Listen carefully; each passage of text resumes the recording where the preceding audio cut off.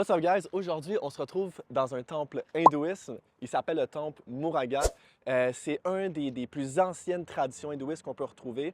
La plupart des gens, on a une belle conception de l'hindouisme du Nord, donc avec les Védas et tout. Mais aujourd'hui, on va vraiment apprendre plus sur les traditions hindouistes les plus anciennes qui ont parti vraiment dans le Sud. Donc ici, c'est une dénomination de l'hindouisme qui s'appelle le Saiva Sandata. Donc on va vraiment aller voir toute leur culture, leurs croyances, en quoi ils croient exactement. On va aller voir avec certains rituels et tout. Puis aujourd'hui, on a la chance d'avoir Marc avec nous aujourd'hui. Puis Marc, ça fait plus de 25 ans qu'il pratique l'hindouisme. Et non seulement ça fait plus de 25 ans, mais il a également étudié en théologie des religions plus orientaux. Il a eu une maîtrise et un doctorat également dans ces études-là. Donc, il y a énormément de knowledge puis de connaissances par rapport à toute cette culture et cette croyance-là. Puis non seulement ça, mais Marc il a également vécu en Asie pendant plusieurs années. Donc, il a vraiment plongé complètement dans la tradition, dans les cultures. Puis aujourd'hui, on va avoir la chance de pouvoir rentrer vraiment dans le monde de l'hindouisme, puis dans les traditions, encore une fois, les plus ancestrales. Donc, suivez-moi, on va pouvoir aller voir ça ensemble.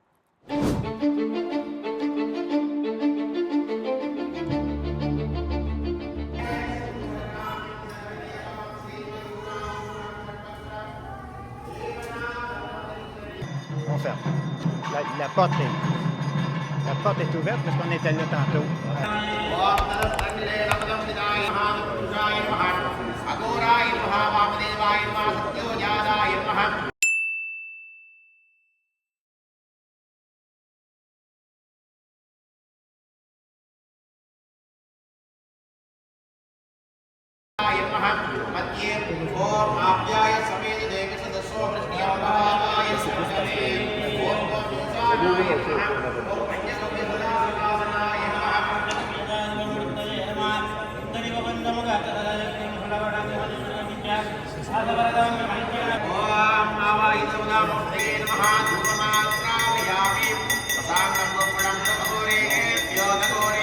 Il faut que je sois avec vous parce que si jamais j'étais là.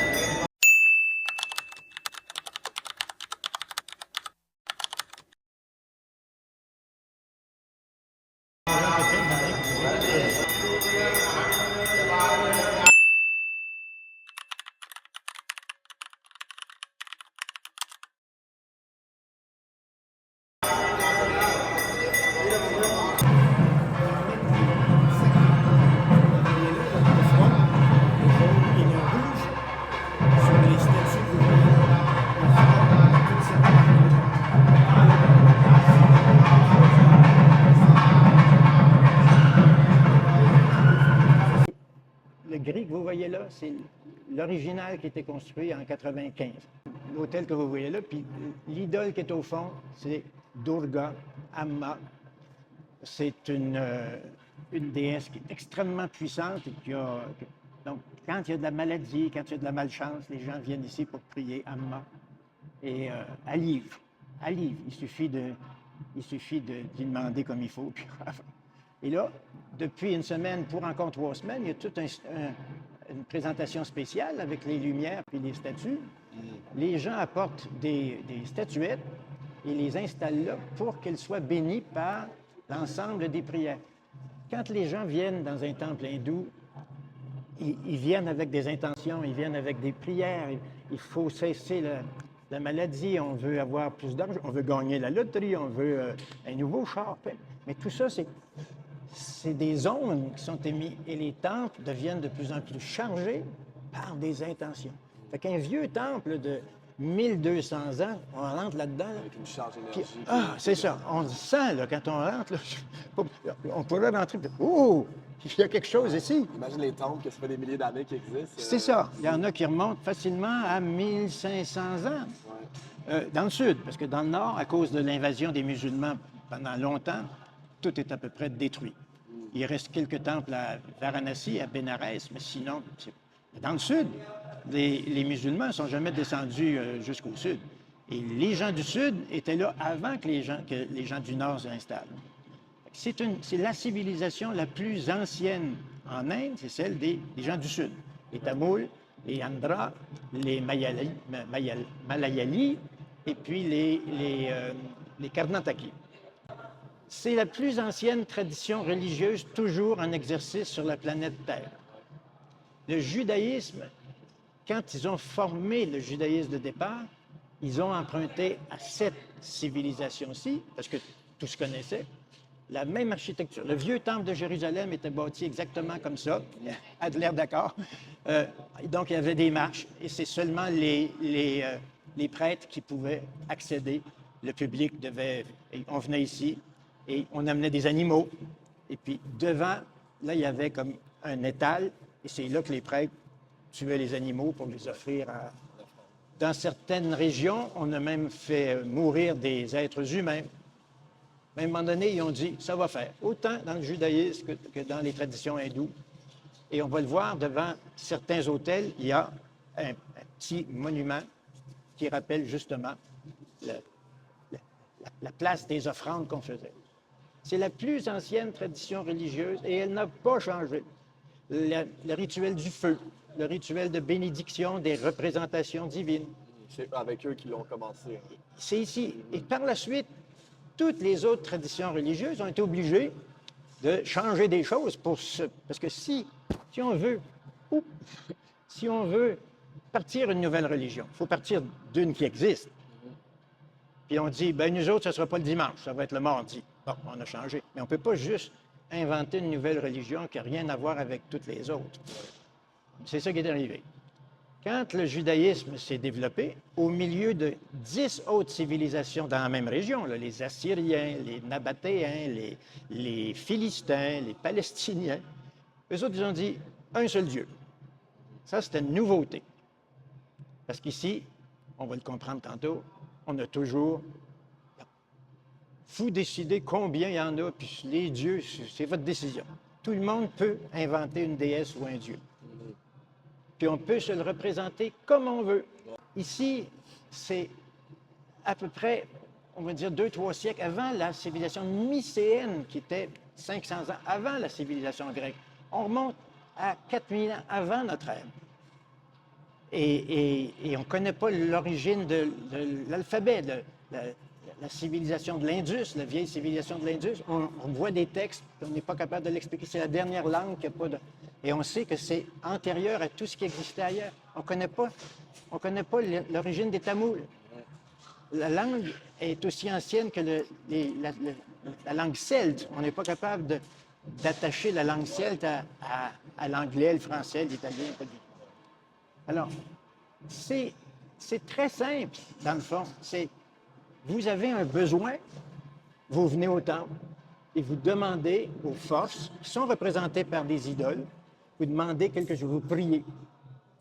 Et les prêtres sont les intermédiaires. C'est tout. Les traditions hindoues, ce ne sont pas des traditions de foi. On ne croit en rien. On n'a pas besoin de croire. Alors que toutes les traditions occidentales, qui vont, voilà, c'est que de la foi et de moins en moins de rituels. L'Église catholique, maintenant, c'est comme pur. Quand j'étais petit gars, il y avait des enfants de chœur, des servants de messe, il y avait tellement d'affaires, des rituels, les vieux s'ennuient.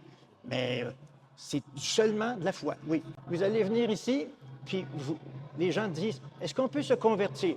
Les gens disent, ben non. Ah ben moi, je crois en Jésus. Ouais. Ici, je vous présente Durga, Amma, Ganesh, Vishnu, Jésus. C'est tout pareil. Vous venez directement rencontrer la figure que vous représentez Dieu. Le Atman et le Brahman, ce sont des notions védiques.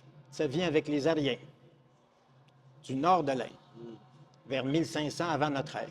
Ici, on est dans un environnement antérieur. Shiva plus, je pense que... Shiva, Vishnu, Ganesh, les dieux qu'on voudra. Alors que les gens du Nord reconnaissent que Dieu, qu'on ne connaît pas, qu'on n'a jamais vu, il s'appelle Brahman.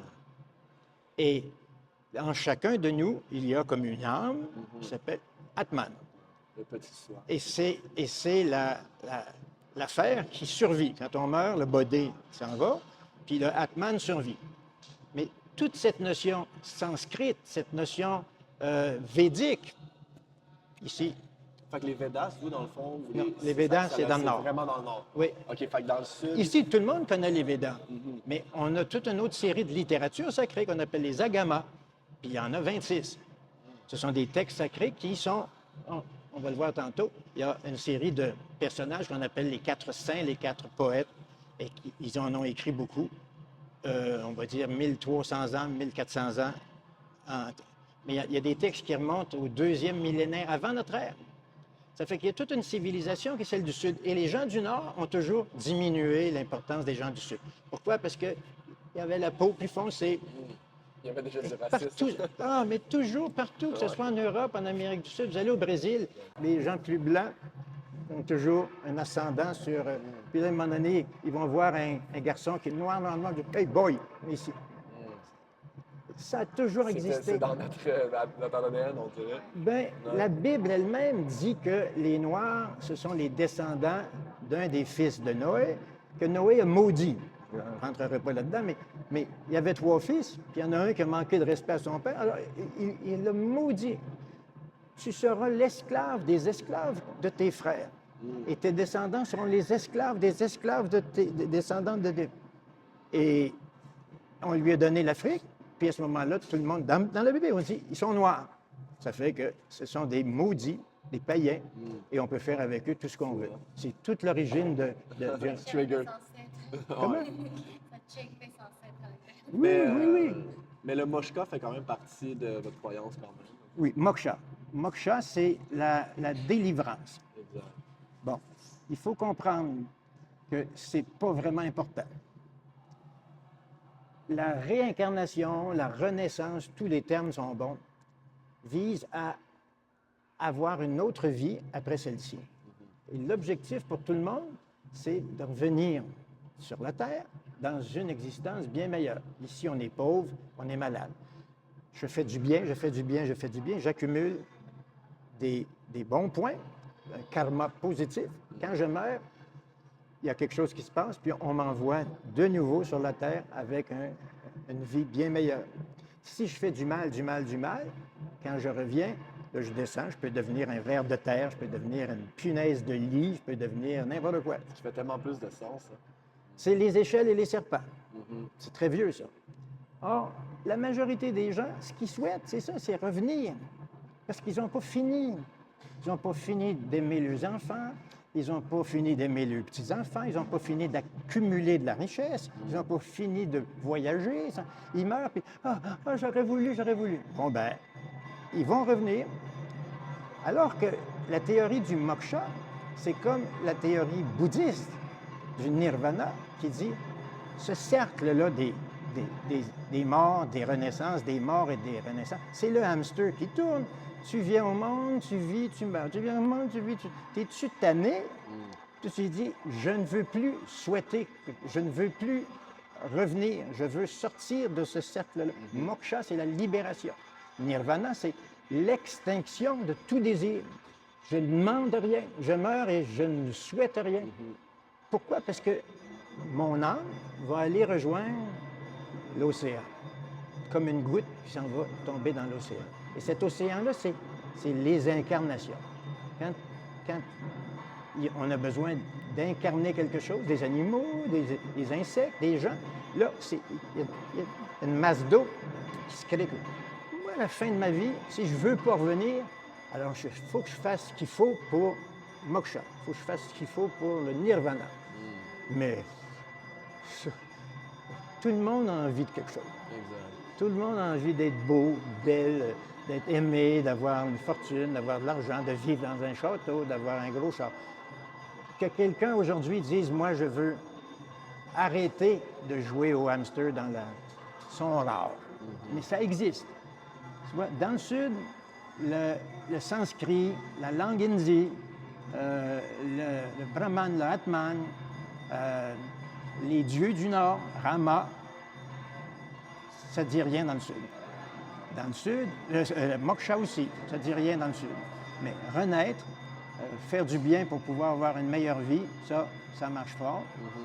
Il y a beaucoup de yogis aussi dans l'hindouisme. Est-ce que ça fait partie du Sud aussi ou est-ce qu'ils ont atteint des niveaux de conscience? Encore là, oui, mais c'est des siddhis. Les yogis, c'est des gens qui font le yoga, qui est une technique de méditation.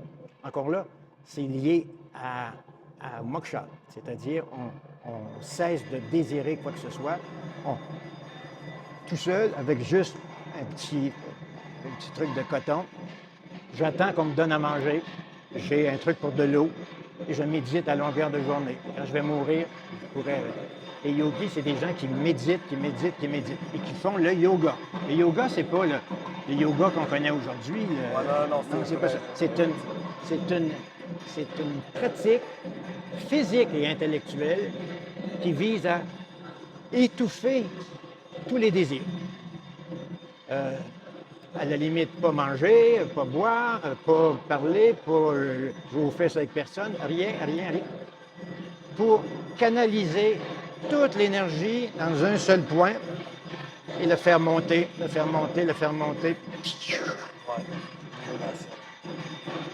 Ça non plus, c'est pas facile.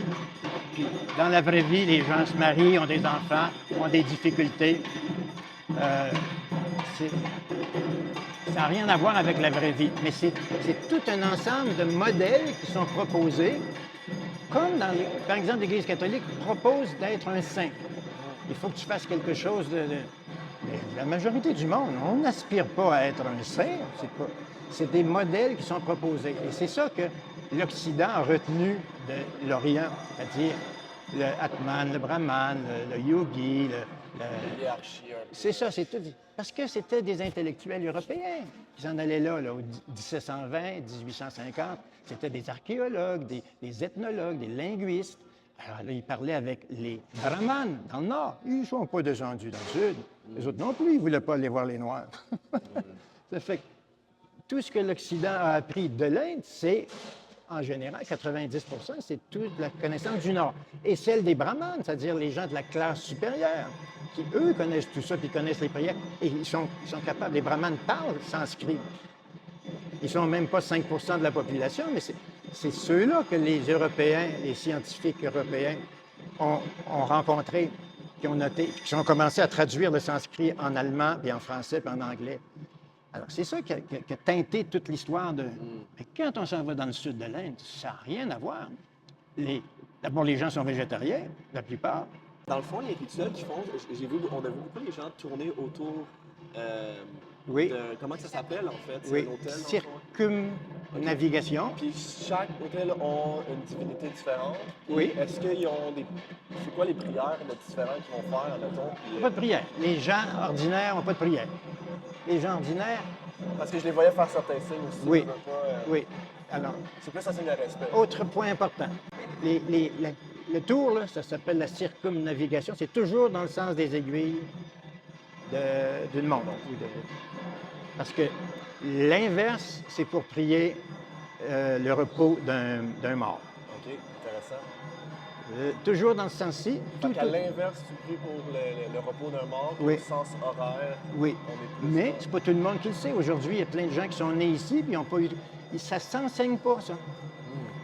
Ça fait que chacun fait son affaire. Il y en a qui vont juste se contenter de faire le tour avec des salutations. Il y en a qui vont se battre la coulpe, comme on dit. Il y en a qui vont se prosterner complètement à terre. Ah ouais, la bédaine, puis les deux mains vont se lever. Ils vont faire tout le tour comme ça, 3 fois, 9 fois. N'importe quelle façon est bonne. Okay, je comprends. C'est toi qui décides. Parce que toi, tu veux à tout prix que la divinité, Durga, là, elle fasse quelque chose pour ta femme qui... C'est dans l'intention, beaucoup. Oui, c'est ça. C'est une religion de rituel, de rite, de faire. En quoi tu crois? Non, je ne sais pas. Alors que dans les traditions occidentales, c'est « je crois en Dieu, le Père Tout-Puissant, le Créateur du ciel et de la terre ». C'est long de même, le « je crois en Dieu ». Wow! Et tout ça, c'est-tu sûr, ça? Pas sûr. Ouais, c'est ça. C'est ce que mon livre m'ont dit. Le judaïsme, Dieu a créé tout le monde en 6 jours, puis le 7e, il s'est reposé. C'est-tu sûr, ça? Pas sûr. Mais il faut que tu crois. C'est obligé. Et les gens qui ne croient pas, on les tuait, les infidèles. Ouais, même chose pour l'islam. Tu crois en un seul Dieu et Mohammed est son prophète. C'est ça. Il faut que tu crois. Cette prière, tu la fais tous les jours, 3 fois par jour. Allah Ouais, 5 fois. Et le seul Dieu est Mohammed et son prophète. C'est la profession de foi et ça fait partie des 5 rituels obligés chez l'islam. C'est de la foi, de la foi, de la foi, de la foi. Il n'y a pas vraiment de rituel, sauf la façon de faire les prières qui sont toujours de la même façon dans l'islam. Ici, tu pries qui tu veux, de la façon que tu veux. C'est la religion la plus tolérante, la plus universelle qu'on a jamais connue. Par la suite, les gens ont dit, on va en choisir rien qu'un seul Dieu. Et voici comment on va faire. Juste pour éduquer les gens, combien de divinités on peut avoir dans spécifiquement votre dénomination? Ah ben, des dieux. Dans les traditions hindoues, il y a des gens qui disent qu'il y en a 333, il y a des gens qui disent qu'il y en a 3333. Regarde, tu m'expliques. Dans les hautes montagnes de l'Himalaya, il y a des divinités qui sont propres à la neige, qui sont propres c'est ça. Alors que sur les côtes, il y a des divinités qui sont propres à la mer, à la pêche, aux poissons. Et puis il y en a d'autres dans le Décan, dans le centre, c'est de la forêt, donc c'est la jungle. Il y a des divinités pour la vie dans la jungle, contre les animaux, contre les serpents. Chaque milieu a le droit d'inventer une divinité pour la prier, pour se défendre contre quelque chose. Là, on va se déplacer, on va aller voir ça. Yes. Puis après ça, on pourrait faire... C'est lui qui m'aide avec Je vous présente Shiva et Parvati. À gauche, à notre gauche, vous avez Shiva, qui est tout blanc. Et puis à droite, Parvati. sa conjointe, Parvati, qui est aussi Durga. Tu sais, elle a différents noms. Ici, Durga, vous voyez. Vous verrez, elle est plus rose, hein, comme une vraie... et puis elle a un beau sein. Et puis elle a des bijoux dans des bracelets sur son poignet. Puis elle a un beau pied. Et c'est la représentation, on appelle ça Ardhanarishvara. C'est la représentation que Dieu et tous les êtres humains ont les deux genres en eux-mêmes. Tout contient le masculin et le féminin, le yin, le yang, les deux. Or, à un moment donné, pour une raison X, Y, Z, il y a des gens qui favorisent uniquement le côté masculin. Ils deviennent des surhommes, hein, des anti-féminins. Puis les masculistes. puis il y en a d'autres, c'est ultra féminine, là, c'est puis les talons hauts, puis tout ça. La vraie vie, c'est pas ça. C'est qu'on a 50-50, ça n'existe pas. Moi, mettons, je suis 80 masculin, j'ai un côté sensuel, sensible, féminin en moi. Il y en a d'autres, c'est 75-20. Ça existe. Il faut arrêter de penser qu'un homme, ça doit être un homme, puis une femme, ça doit être une femme. Puis ça a toujours été comme ça. Et puis même dans la nature, il y a des animaux comme des hippocampes, c'est un poisson, puis là, il est masculin, puis à un moment donné, il va devenir féminin pour accoucher, puis il va redevenir... La fluidité des genres, là, ça fait à peine 20 ans qu'on parle de ça. Les gens qui sont obligés de changer de sexe, dans le fond, ils ne seraient pas obligés de changer de sexe si on reconnaissait qu'ils peuvent être... dans les traditions autochtones, en Amérique du Nord, il y avait des berdaches, c'était des hommes qui étaient beaucoup plus efféminés, et puis qui servaient à tous les rôles qu'on pouvait avoir. C'était pas des prostituées, c'était juste des gens qui ajoutaient de la musique, de la chanson, de la danse, tout ça. C'est ça l'histoire. On est dans un monde très ancien, puis tout le monde sait que en chacun de nous, il y a les deux principes masculin-féminin, comme le yin et le yang. Ça, c'est des gens qui ont apporté leur statut, puis ils sont bénis tous les jours par le prêtre. On les prend, les remettre à la maison, sur leur autel. Ça va devenir quelque chose... Incroyable. Ici, le même principe que pour le bouddhisme, parce que le bouddhisme, c'est une des religions hindoues. Les traditions hindoues remontent à 6 000 ans, puis le bouddhisme, c'est une réforme, comme les protestants au 15e siècle. C'est une réforme de l'hindouisme.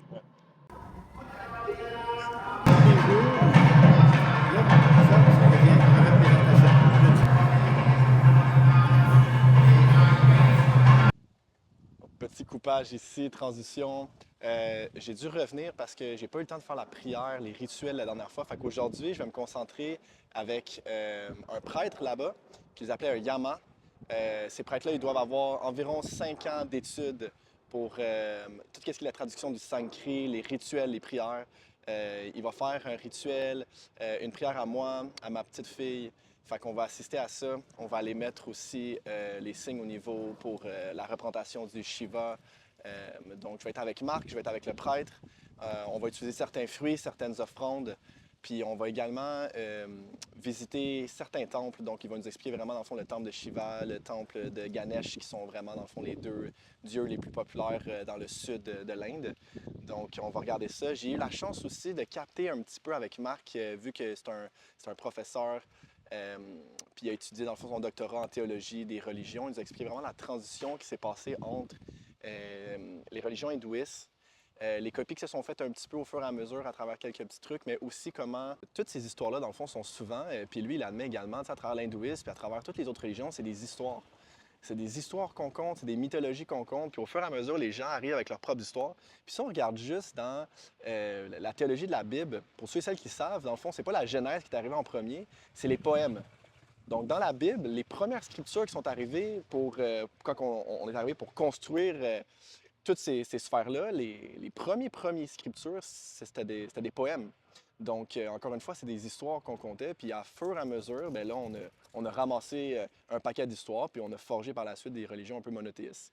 Mais encore une fois, ça revient toujours à un peu les mêmes mythologies qu'on retrouvait dans le temps, d'une façon différente. Donc, on y va, on s'en va faire le rituel, puis on va aller assister à ça. À tantôt.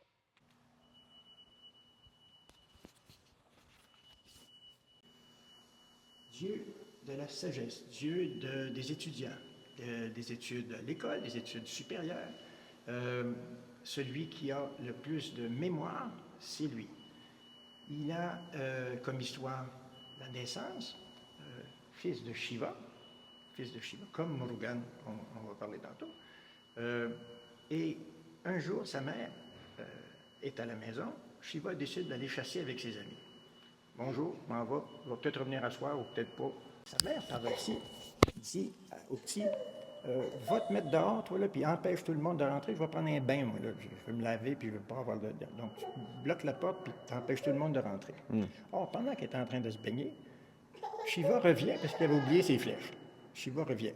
Le petit dit, tu rentres pas. Parce que... Puis là, Shiva prend son épée, puis il coupe la tête. Toast-toi. Ouais. Enlève l'excès pour pas que ça soit... Et puis, avec ton doigt. Fac. Majeur, comme c'est ici. Oui. C'est plus pratique avec le majeur. Puis là, on vient comme c'est ici. Oui. La grosse partie. Après ça, ben c'est... Donc, ouais. Ça marche? Et là, on prend...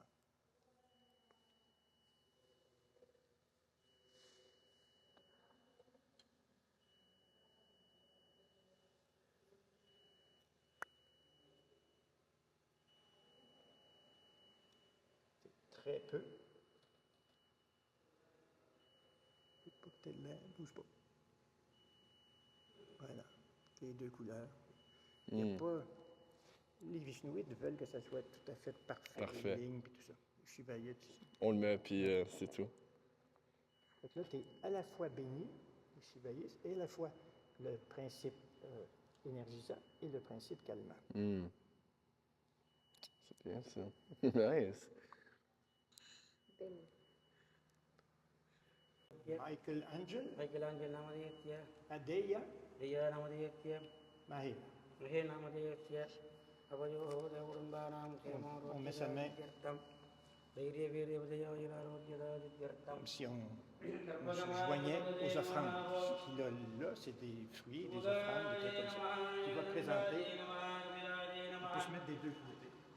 Yadagarnagaye Namaha Lambodaraye Namaha Sigadaye Namaha Vignarajaye Namaha Vinayagaye Namaha Dhumagedave Namaha Ganajataye Namaha Balajandraje Namaha Vidaranaje Namaha Vakradundaje Namaha Purpagarnaje Namaha Yambaje Namaha Skandapurvajaje Namaha Siddhimangala Ça, c'est l'offrande ultime, le feu. Le feu. On n'a pas créé. C'est Dieu qui a créé. Là, on lui donne à lui en hommage. Et là, avec une main, vous ferez comme moi. À ton tour. Le bébé. C'est ça. et le pourboire. Présent, prasad. Le prêtre a pris ses fruits, ses fleurs, de la cendre, il a ajouté la même chose, la poudre rouge, la poudre jaune, et il l'a présenté à Dieu. Dieu l'a béni, ça devient sacré. On peut le manger, puis on peut s'en servir comme. Mais c'est plus juste sorti de chez Steinberg, ça vient de. Il y a une propriété divine, comme quoi on a été accueillis par Dieu. C'est à vous autres. Merci, Marc. Et puis là-dedans, comme je te dis, il y a de la poudre blanche, il y a le truc rouge, puis le truc orange. Tu veux prendre la pomme, mon amour? Ah, tu reconnais la pomme, hein? Oui. Oh! Elle dit c'est... Ouais. Elle ressent l'énergie de la pomme. Oui, oui. Ah oui, les enfants. C'est un truc que dès l'enfance, on comprend. On comprend que Dieu a t'aidé. C'est lui qui est le plus populaire pour les enfants. Le Ganesha. Oui, il danse, il bouge. Ouais, une tête d'éléphant. C'est familier pour eux. Wow. Merci. Une autre fois, on fera. Là. Hey, Marc, merci. Bon, ben je vous laisse. Merci, Daniel. Hey, je vais juste Regarde ton reprendre Ben oui, c'est vrai. What's up, guys? Donc, on vient de finir le tour dans le temple. J'ai appris énormément de choses aujourd'hui, honnêtement. Une des choses que j'ai le plus appris, c'est que je savais absolument rien de l'hindouisme. Ça m'a rendu énormément humble à savoir le nombre d'informations que je ne savais pas. C'est sûr que je pense dans l'hindouisme, on dirait, règle générale, on a plus d'informations sur les croyances qui viennent plus du nord. Aujourd'hui, ça a vraiment été vers le sud qui est beaucoup plus, pas primitive, mais archaïque. Fait que ça fait vraiment, vraiment longtemps que ça existe. J'ai appris sur les sortes, la liberté d'expression beaucoup, énormément. Je pense que c'est quelque chose que je savais, mais peut-être pas à ce niveau-là. Puis une chose que j'ai appris aussi avec Marc, puis qu'on n'a pas mis dans la vidéo, mais c'est que, tu sais, il y a des gens qui avaient beaucoup la genre de cendre blanche au niveau du front. Ce qu'il me disait, c'est que c'est une représentation de Shiva. Donc, quand que c'est blanc comme ça ici, en horizontal, c'est une représentation de l'incarnation de Shiva, comme le brûlement dans le fond. Fait que la renaissance. Puis lorsqu'on a, exemple, plus vert en V, c'est plus pour Vishnu. Fait qu'il y aurait deux grands mouvements. Il y aurait le mouvement comme des Vishnuites puis des Shivaïtes.